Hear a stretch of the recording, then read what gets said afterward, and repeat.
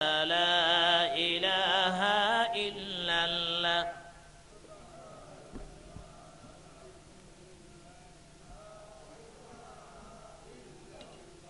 নেই কেহ নেই আল্লাহ ছাড়া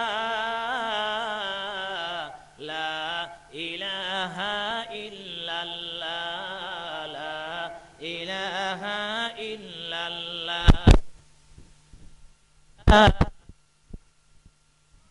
ইল্লাল্লাহ ইল্লাল্লাহ লা ইলাহা ইল্লাল্লাহ সুবহানাল্লাহ আলহামদুলিল্লাহ লা ইলাহা ইল্লাল্লাহ লা ইলাহা ইল্লাল্লাহ মুহাম্মাদুর রাসূলুল্লাহ সাল্লাল্লাহু আলাইহি ওয়াসাল্লাম।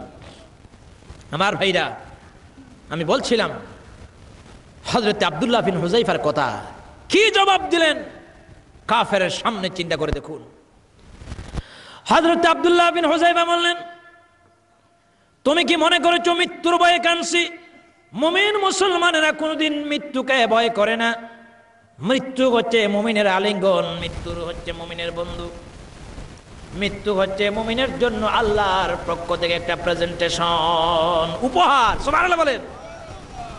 মৃত্যু মানে হচ্ছে ইন্তেকাল, তার মানে হচ্ছে পরিবর্তন, দুনিয়া থেকে আল্লাহর কাছে যাওয়ার একটা সিঁড়ি। তবে এটা এমন কিছু না। मौत को समझा है गाफिल इख्तिताम जिंदगी दर हकीकत है वही सुबह दवाम जिंदगी।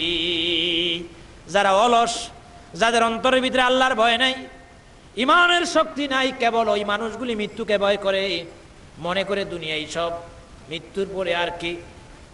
আসলে যারা ইমানদার, যাদের ভিতরে সঠিক ইমান আছে, ইমানের শক্তি আছে, ওরা মনে করে মৃত্যু হচ্ছে আমাদের জন্য একটা বন্ধু, মৃত্যু হচ্ছে আমাদের বন্ধু বিশ্বস্ত। আল্লাহর কাছে সহজে যাওয়ার একমাত্র পথ হচ্ছে মৃত্যু। যত তাড়াতাড়ি মৃত্যু হবে আল্লাহর সাথে তাড়াতাড়ি মোলাকাত হবে। সুবহানাল্লাহ। মুমিনেরা কোনোদিন মৃত্যুকে ভয় করে না, কথা ঠিক কিনা বলেন? পেরেশানি নাই, চিন্তা নাই। আব্দুল্লাহ বিন হুযায়ফা বললেন, আমি চোখ দিয়ে কাঁদছি আর তুমি মনে করছো মৃত্যুর ভয়ে কাঁদছি। আসলে মৃত্যুর ভয়ে কান্দি নাই, আমি কাঁদছি আমার আল্লাহ রাব্বুল আলামিনের দরবারে। আর মনে মনে এই কথা বলতেছিলাম, আয় আল্লাহ তাআলা, নির্দেশ হয়ে গেছে, এই মুহূর্তে আব্দুল্লাহ বিন হুযায়ফা জ্বলে পড়ে আমার আরেকজন ভাইয়ের মতো তিনি শাহাদাতের নজরানা পেশ করবেন। আমারও নির্দেশ এসে গেছে, আমি মারা যাব। কিন্তু কিয়ামতের দিন তোমার দরবারে যেই দিন মানুষকে উঠানো হবে, দাঁড় করানো হবে, আল্লাহ আমার নাজাতের ওসিলা হিসাবে এই মৃত্যুটারে তুমি গ্রহণ করে নিও। এই কোরআনের মর্যাদা আমাদেরকে দিতে হবে। কোরআনের শিক্ষা প্রতিষ্ঠানগুলিকে মজবুত করে দাঁড় করাতে হবে, সহযোগিতা করতে হবে। এর জন্য আমি তেলাওয়াত করেছিলাম, আর রহমান আল্লামাল কোরআন খালাকাল ইনসান আল্লামাহুল বায়ান। কোরআন আর মানুষ, মানুষের জন্য কোরআন। যেই মানুষে কোরআনকে গলায় ধারণ করেছে সেটা সঠিক মানুষ, মর্যাদা বেড়েছে। কোরআন বাদ দিয়েছে, মানুষ পশুর কাতারে চলে গেছে। ঠিক কিনা বলেন? আজকে রাজত্বের জন্য, ঐশ্বর্যের জন্য, সম্পদের জন্য, প্রেসিডেন্ট হওয়ার জন্য, ক্ষমতার জন্য মানুষ লোভ লালসায় পড়ে গেছে কোরআন বাদ দিয়ে। কোরআন এমন বাহিনী তৈরি করেছিল, যেই ওমরের কথা বলছিলাম, সেই ওমরও কিন্তু খলিফাতুল মুসলিমিন হওয়ার পরে গোটা পৃথিবীর অর্ধেক রাজত্বের মালিক হওয়ার পরেও কেমন জীবন পরিচালনা করেছিলেন দেখুন। তার জীবন থেকে একটা ঘটনা বলি, শুনুন। হযরত ওমর রাদিয়াল্লাহু তাআলা, সময় কেমন আছে? শুয়াত হইলে তো সময় মনে হয়ে গেছে। আপনাদের আজান কোটা হবে? আমার সময় আছে, তার সময় থাকলে বলেন। আচ্ছা, হ্যাঁ, না সময় কতটুকু আছে বলেন না, সময়টা আমাকে নির্ধারিত বলেন। সংক্ষিপ্ত করে বলছি, ব্যাপক আকারে বলি নাই। তার অধীনে ছিল বেশ কয়েকটা অঞ্চল। হযরতে সাদ বিন আবি ওয়াক্কাস রাদিয়াল্লাহু তাআলা আনহুর অধীনে ছিল মিশরের প্রাদেশিক গভর্নরের দায়িত্ব। ফিলিস্তিনের সঙ্গে মুমিনদের মোকাবেলা হচ্ছে, জেরুজালেম অবরোধ করেছেন, খ্রিস্টানদের সাথে সংঘর্ষ চলছে, রক্তকয়ী সংঘর্ষ, খ্রিস্টান মরছে, লাশ পড়ছে, মুসলমানরা তাদেরকে সুযোগ দিচ্ছেন না, মরতে রাজি, কিন্তু আল্লাহর ঘর উদ্ধার করতে হবে, মসজিদে বাইতুল মুকাদ্দাস কাফিরদের হাতে দেওয়া যাবে না। খ্রিস্টানেরা প্রস্তাব দিল, একটা কাজ করো মুমিনেরা, তোমাদের মুসলমানদের প্রেসিডেন্ট আমিরুল মুমিনিন ওমর যদি তিনি আমাদের জেরুজালেমের তশরিফ আনেন, আমরা তার হাতে মসজিদে বাইতুল মুকাদ্দাসের চাবি হস্তান্তর করে দেব। আর যদি এই কথা সম্মতি না হও, রক্তাক্ত অনিবার্য, মানুষ পড়বে, লাশ পড়বে, রক্তকয়ী সংঘর্ষ চলবে, কিন্তু আমরা দেব না। ওমরের কাছে খবর যাওয়ার পরে বললেন, সংগ্রাম বন্ধ করো, আমি ইনশাআল্লাহ জেরুজালেম আসতেছি। সুবহানাল্লাহ বলেন।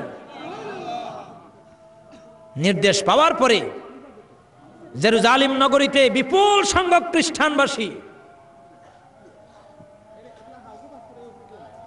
এইভাবে, আরো সাহাবায়ে কেরাম বিভিন্ন প্রদেশ থেকে আসছেন মুজাহিদদের দল। হযরত ওমর রওনা দিয়েছেন একটা উট নিয়ে, সাথে কিছু পানি আর সামান্য খাবার, আর তার খাদেম সাথে ছিল হযরতে আসলাম রাদিয়াল্লাহু তাআলা আনহু। আজকালকে কোনো প্রেসিডেন্ট, কোনো প্রাইম মিনিস্টার যদি কোথায় যায়, এক সপ্তাহ আগে রাস্তাগুলিকে ভালো করে পরীক্ষা করা হয়, কথা ঠিক কিনা? পুলিশ বিডিআর, রেব, আর্মি দিয়া সব শেষ, গাড়ি ব্লক, রাস্তা ব্লক, কত পরীক্ষা। সারা পৃথিবীর অর্ধেক জাহানের শাসক ওমর যাচ্ছেন মিশরে, ওমর যাচ্ছেন ফিলিস্তিনে, মসজিদে বাইতুল মুকাদ্দাসের চাবি তার হাতে হস্তান্তর হবে, কোনো সার নাই, কোনো মান নাই, সামান্য কিছু খাবার আর পানি নিয়ে, আর সাথে আসলাম খাদেম উটের উপরে সোয়াররত। আসলাম খাদেম উটের লাগাম ধরে টানতেছে। কিছুক্ষণ যাওয়ার পরে ওমর বললেন, আসলাম রে, তুমি তো হাঁটতে হাঁটতে ক্লান্তি হয়ে গেছো, তোমার শরীরে কাম পড়তেছে, এবার আমাকে কিছু লাগাম ধরে টানতে দাও, তুমি উঠে চড়ো। সুবহানাল্লাহ। হায়রে মানুষ, কুরআন কি মানুষ বানাইছে! শ্রমিকের অধিকার।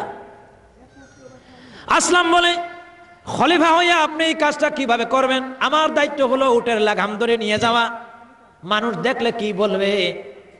ওমর বললেন, মানুষের সাথে ইসলামের কোনো সম্পর্ক নাই, কথা বলো না, তুমিও মানুষ আমিও মানুষ, যদিও আমি খলিফা, একতরফা শুধু আমি উঠে চড়বো, আরাম করব, বুক করব, আর তুমি কষ্ট করবে, এটা ইসলাম মানা হয় না।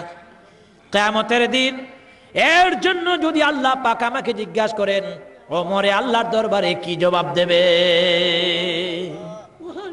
তাড়াতাড়ি উঠো, কথা বলার প্রয়োজন নাই। ঘটনাটা আমি সংক্ষিপ্ত করে ফেলছি, সময় কম।